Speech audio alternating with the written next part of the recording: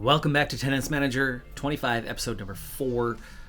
As we are ending our first season and ready to begin season number 2 here shortly, a couple of notes. For one, we still have a giveaway for keys for Tennis Manager 25.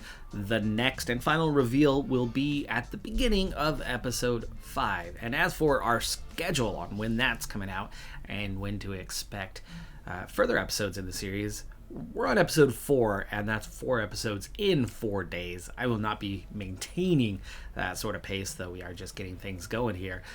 In the next couple of weeks, expect 4 episodes per week, and eventually we'll settle in at 3 episodes per week. But for episode 5, that'll be the first one where we've had at least a day in between. So Tuesday is when to expect that new episode and that last key being given out. Our first year in the books shows expenses versus earnings that don't add up in a good way. But here's the thing. It adds, on the expenses side, the $900K that we spent on upgrades so that we could start turning a profit. And that $900K, if subtracted out of the expenses, we would definitely be making a profit somewhere. But it's hard to say where exactly when we have spent money in all the areas, except for the youth and scouting. So the youth and scouting is one area that we can clearly define right now, as we lost $90K over the year. And of course, with the lack of tournaments from May through the end of the year, we didn't make it to the requisite 20, so we missed out on $30K of bonuses from the equipment supplier. That really didn't help us out because the tournament winnings was just $1.8K itself. But we are at the stage where it's time to make our selection on pro contracts. Berg was the player with the most potential, so that's an obvious one that we want to offer a pro contract to. The other 3 all had similar potential, and in terms of growth over the course of this season, Helguera did improve the most and is to a 6.5, but we're talking about a very, very small difference. Zonkov definitely lagged behind, though, compared to the others, so we are going to let Zonkov go. For the moment, with Uni and Berg, that gives us 2 on contract.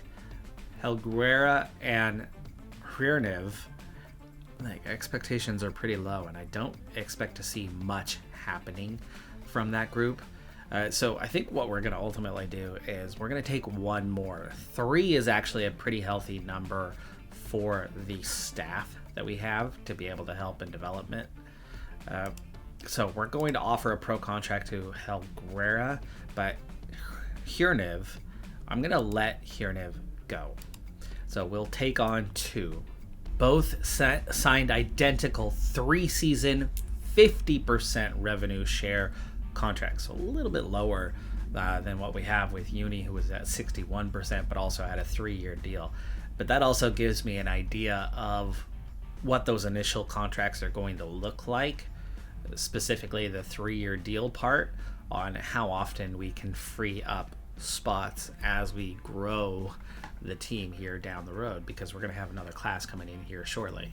So Helguera looks very similar to Uni, starting out 1.5 star with that 2 to 3 star sort of range. Absolutely no surprise when we're talking about just basic, very, very basic facilities to this point, that we have not been able to upgrade the youth side of things just yet, because we still need to bank some cash, right? We've got to make a better margin on the month before we can really start investing in something that's going to cost us money and not make us money. And it's going to be quite a while, I think, before we have proper potential coming out of any of these recruits. As for Berg, even though she supposedly got better potential, doesn't show here. At least on paper, we're looking at a 1.5 star current with that 2 to 2.5 star potential. Same thing. Uni, though, her potential actually has been given a boost from where it was initially, probably from the amount of development that we had over this past year. Which really wasn't much. It was just the 5 attributes that increased. But with the movement side of my coaching ability having now risen to a maximum, we should see speed, footwork, balance, and agility all start to climb this year as well, for all three of them, really. So we should see 8 attributes on the increase. However, we're going to have to be really careful about how we do this. I will have to take turns working with the different athletes and not just sticking to uni. But we did raise the reputation of the Academy over the course of this year. We picked up a half star, so it's at 1.5 stars now. The team quality is at 2 stars. That actually might have been part of it. Signing these 2 might have just pushed us over that edge. But scouting, training are at 1.5, while medical and business remain at 1. And we are seen as a talent zone, a welcoming place for youth. These were the top 4 at the end of the season. Of course, we were not very competitive this year and aren't going to be competitive for a few seasons yet. So I will do a lot of ignoring what's going on at the World Tour level. So just be aware of that it's not going to be a focus for a while. But when we get there, when we start getting competitive, when we're cracking the top 50, at that point we're absolutely going to be keeping a much closer eye on what's going on at the top end of the rankings. But in the men's tour, it was Italy with their 4th World Cup title, and the U.S. winning their 19th in the women's. At the junior level, it was the U.S. taking both the boys and the girls title. Of course, they are the federation with the most players and tend to dominate the rankings, have the most titles. Absolutely no surprise that they take 3 out of 4 titles this year. I did hang on to that one staff member who had no assignments all year long, as I figured they were contributing towards the payouts we were getting, giving us a little bit of a boost. So even though they were costing me money, I think the trade-off was about the same, give or take. Well, anyway, now that we have 2 additional athletes on the team, there's a role for them to play. However, you take big penalties the moment you go outside of having 3 active roles. So you can only do 3 things before your effectiveness goes down significantly. You can also see that the physical training is now maxed out. We're at that 5 stars now that we added movement to our skill set. So that means Uni's going to have better physical training across the board now, but in other areas. It's not going to be much development for our team. We lack 2 coaches, we lack an additional trainer, and we lack 2 physios. So we're either going to have to invest into those areas and hope that they raise our minimum a little bit and offset some of the costs, or we're going to have to eat up those costs. Or the last choice is to leave our staff bare bones for a little while and take the hit and have these athletes not really develop so that we can generate a little more income in the short term that we can turn around and reinvest in. I guess part of that could, in part at least, come down to just how healthy will our board injection be that we should be getting here in a couple weeks. So looking at the whole year, it was hard to tell because of the investments. But here we can get a clear breakdown at least of where we're at now when it comes to our turning a profit of 16.1 thousand for the current month, which I think we're hovering around that, anywhere from 16 to maybe 19k profit that we could potentially see. But what we're encountering is the medical center is doing pretty well for us. It's making 21,000 a month. The business center is making 22,000 a month, or at least for this past month. So very similar between those two. The sports center is losing us money, but not much. It's only 4k. We have increased some of the funding provided by that sports center. We kind of loan it out. It provides a lot of the training that we use for our athletes, but it also generates some income. But it's that medical and business center that generate the most, and we're already seeing that one, and can continue to lead the way as our income sources. The Youth and Scouting Center is always going to cost us more than it's going to earn. Right now, it's costing us $8.5K without upgrades, and that's only going to get worse, and that's why we're kind of having to hold off on that in the short term. So for now anyway, we'll continue to look at that medical center and that business center as our primary methods of earning money, and we'll continue to invest in those two areas a little bit longer so we can generate a better revenue stream, because it's too slow of a process right now. And we're already talking about having to hire additional staff, which is right now costing us $14.7K monthly. That one's pretty set in stone. That one does not vary. We don't have costs in other areas though, so that's the big thing to be aware of, is we're not having additional earnings outside of tournaments and the equipment suppliers, which didn't pan out last year.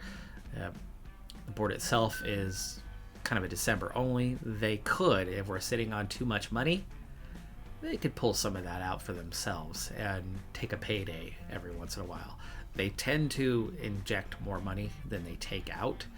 So I think until you're really, really making bank, that's kind of how that one works. And so they're taking a loss. For me, that works out. That works out okay. And if we can keep a positive balance, we're not incurring interest with the bank, and that certainly helps our bottom line. And we don't incur player penalties. That's the weird thing about everything, is you're providing them knowledge and the facilities and the coaching to help them, and then it's up to them to go out and perform in tournaments to take winnings. And as time goes on and as they get better, they get a higher and higher share of what they're doing. For now, they don't earn much at all over the course of the year. But of course, we are also right now dealing with teenagers, not professionals. But here too is our board injection. It's not much.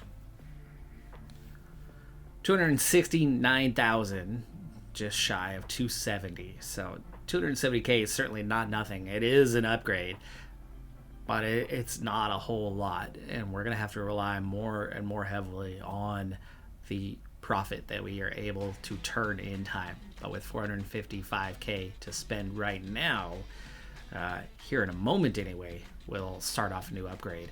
I would imagine that we're probably going to be in the realm of keep $100,000 balance. Once again, I would think that the board of directors, that's the direction they're going to want to go, but not necessarily. But we can pick up 18K, or realistically like 9K a month, by upgrading our conference room. And with the cash, we now have 325K out of 455. We'll still keep us above that heavy or above that 100K margin. So I think we are going to go ahead and make our investment now. It's only going to take a month to get the conference room built up. Okay, our goals for the year. Well, that's going to be pretty dang easy. We've got revenue share, we've got secondary, we've got keep current players, and maintain a young group. The only other thing is increase the reputation of the academy. So board trust is going to be very high this season regardless, and we actually don't even need to worry about the balance. The only thing we really need to avoid is hitting a negative balance so that we don't get into any interest with the bank. This is Misa Tanawe. She's a new member on the team. And this is Flavio Inzaghi, also a new member on the team. Where did they come from, you might ask? Well, I did have to go ahead and reset. Turns out that the bug that we were potentially encountering and it was a game-breaking bug. None of the 3 members of our roster were able to sign up for any tournaments, meaning there was 0 path towards progression with new or old members of the squad. So in a full restart, I have gone ahead and progressed an entire year. What it has done for us, though, it's provided us with an entirely new set of youth academy prospects. Now, in this case, there was actually only 3 instead of 4 prospects that came in. And actually, all 3 of them were of that lower tier quality. So it's actually a slightly worse group than what we had, but we took the 2 that progressed the most out of the 3, and we find ourselves in the exact same scenario as a year ago, with just a hair less potential out of the new prospects. I reset things almost identical to how they were the first time around, but I did actually make one little change that would have an impact on things. When I set up my manager, I was still level 1, but when I distributed my min-max approach to the level 1 manager, I actually gave us a little bit of a boost because I shifted some points away from ability to motivate and communication into movement. And that shift towards movement meant that we could actually develop all of the physical attributes and not just the few more of the mental side, the stamina and durability piece. So it is going to impact how Uni progressed through season number 1. But at the end of the year, I still hit that level up at the same time, jumping from level 1 to level 3, and ended up with a redistribution of attribute points identical to what I ended up having the first time around at the end of the year. But as I mentioned, it did change the progression track for Uni through that first year. Not only were we able to progress the 3 mental attributes, and they ended up very similar. We had a 13 and 11 for those, so really, really spot on with where we had been that time. Maybe like 1 point less, I think, in anticipation, and possibly with the tactical skills. They might have both been 12, but very close, and that's just from a couple sessions less, because with the progression in physical, we were able to balance that out a little bit more and see some good progression there as well. Stamina, natural fitness actually took a little bit of a hit. Those were like 11 to 12. They're only a 9 right now. But the other attributes, the speed, the footwork, the balance, the agility, all seeing significant gains over what I saw the first time around. Where those were stagnating at 6s or 7s, now we've got an 11, 9, 11, 10. And it actually ended up making a pretty significant difference onto how Uni performed over the year. The technical skills are identical to what we had. They're poor. They're still 5s, 6s, 7s. No real gains over that first season. We'll come back to Uni in a second, but one thing with the bump in physical attributes, Uni's performance was better, enough so that we actually ended up getting to compete for the whole year. For one thing, we did take an injury at one stage and had to take a little bit of time off, but we ended up doing really well in the 30 level tournaments. We had some really early first or second round dropouts, but then we actually ended up making 5 finals, winning 3 of them at the 30 level. 3 tournament victories. The highest I think we had was 2 quarterfinals. And did we make 1 semi, or did we only get the 2 quarterfinals? Well, anyway, we progressed into 60 level tournaments. We didn't perform quite as well. We had a number of second round appearances, a quarterfinal, and even 1 final. So for the entire year, 6 finals and 3 small tournament victories was a big difference. And Uni, now ranked 115th in the world, that's because all those 18-year-olds just have moved on to the pro ranks. Where we actually ended up finishing the year was 203. But that was inside that top 250, and so Uni actually ended up quite happy with her progression over the year. My oh my, what a difference a few attribute points can make. Though, then again, there was that high-low mix of her performance in the 30 levels. She was getting knocked out in the first round or second round, or she was like straight towards the final.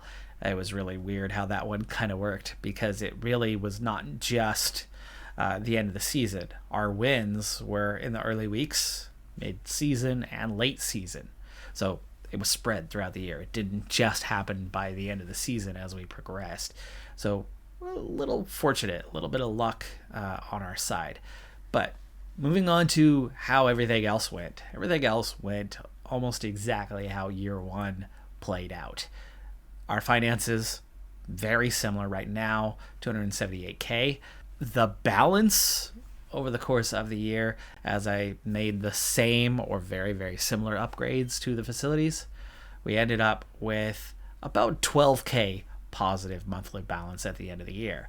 The 278 that we have right now is already taken into account our cash injection, which was almost identical. I think it was about 2K off from the one we had last year.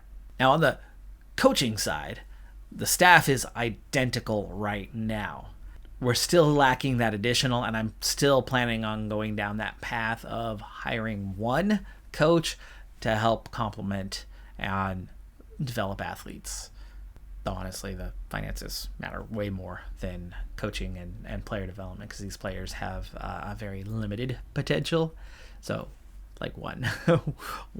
That's it for now. We will leave a couple vacancies. But I want you to take note of the physical training category in particular. You can see that my character is very good 5-star physical training, but we have the same Gutierrez giving 2-star quality to both of the other 2 athletes. And I want you to note this in particular because we're going to go through this week's progress tracker on how training went over the week. All 3 of them did the same physical training program for the week. And looking at Tanaway gained 1.7% at her best. She gained about 3/4 of a percentage point and half of 1 percentage point in her top 3 categories. And noted she's a 7.78 in that category. As for the 8.68 of Inzaghi, well, his development was very similar. Roughly 1.5 points, roughly 3/4 of 1 point, and roughly half of 1 percentage point. Tiny, tiny, tiny gains. Popped up in different areas, but it was all physical related or mental related. And then here's Uni with a 10-10-11, so already 2 to 3 points higher than the others. And the more you progress the levels, the further it is, the more it expands the gap from level to level to level, meaning it's harder to get the next level than it was to get the previous level. So we're already higher, meaning it's harder to level up. In theory, with the same trainings, we should be seeing less of a return with Uni. Yet that's not the case. In fact, we're seeing massive gains for Uni. So that goes to show why it's going to be really important in this coming season for me to diversify the training. I'm going to have to take turns working with each of them. One, they're only going to get so good because they have limited potential.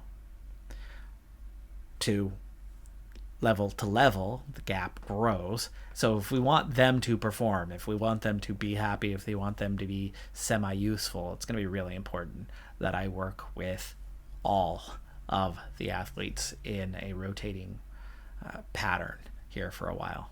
A little bit of a shorter episode on this one, but it did take me quite some time to replay an entire season and reset the series to get us back to the point where we're at. Point being here, though, is that we've done that. We've got the bug behind us, and we are relatively similar to where we left off at mid-episode here, where I discovered that it wasn't just impacting Uni and it wasn't just last season, that it was going to continue into year number 2, and that it was now impacting all of our athletes, necessitating the need to reset. But with the reset done and us back in position, the facilities are in a similar state. We are in a similar state on athletes, other than that Uni actually performed a bit better the second time around, and we are ready to progress in the same manner that we would have otherwise. So no harm to the series, and we are going to continue on. Quick programming note, reminder that it is in our next episode number 5, that I will announce the second and final Steam key to give away. And at the time of this episode coming out, you still have roughly 24 hours to get your name into the drawing if you hop on over to Blue Sky and follow my account and reply to the message regarding the Steam key giveaway. And then we'll move on from that, obviously, after the very beginning of episode number 5, so you won't have to hear any more in regards to that one if it's not your thing, or if you've already picked it up yourself, obviously, and are enjoying the game as I am. As for the bug, well, I've encountered bugs in almost every game I've ever played. It's just released. We're just a few days into release at this point, and I'm not too worried about it. I think they will get it resolved. A little unfortunate that it was a game-breaking one, but it is what it is, and I've already moved past it, and I'm very eager to go forward here with the series from this point on. I'm Decathlon Gamer. Like, comment, subscribe, and I'll see you next time. Have a good one. Be safe out there. Bye for now.